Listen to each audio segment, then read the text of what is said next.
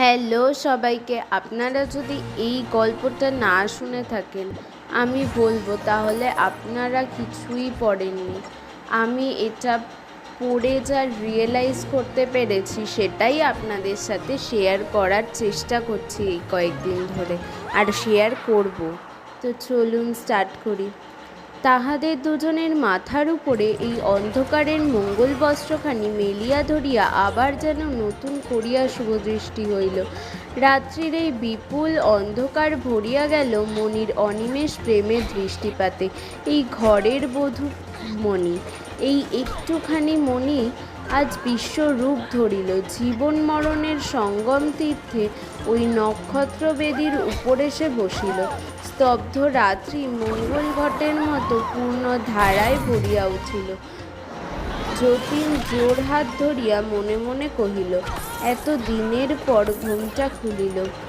এই ঘোর অন্ধকারের মধ্যে আবরণ ঘুচিল। অনেক কাঁদাইয়াছ সুন্দর, হে সুন্দর, তুমি আর ফাঁকি দিতে পারিবে না। কষ্ট হচ্ছে মাসি, কিন্তু যত কষ্ট মনে করছো তা কিছুই নয়।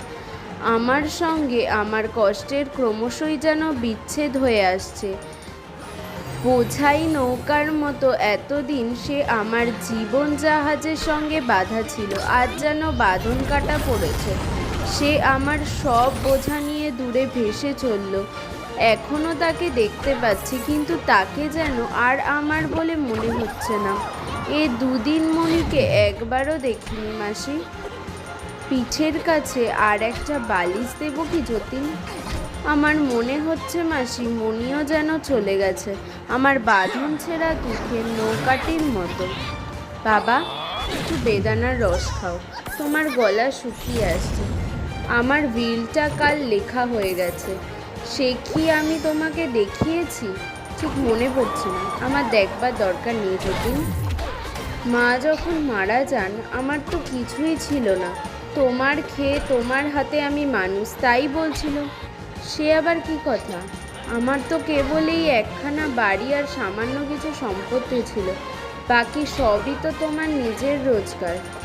কিন্তু এই বাড়িটা কিসের বাড়ি? আমার কত দালান তুমি বাড়িয়েছ, আমার সেটুকু কোথায় আছে খুঁজেই পাওয়া যায় না। মনি তোমাকে ভিতরে ভিতরে খুব, সে কি আমি জানি নে যতীন। তুই এখন ঘুমো। আমি মনিকে সব লিখে দিলুম বটে, কিন্তু তোমারই সব রইল মাসি।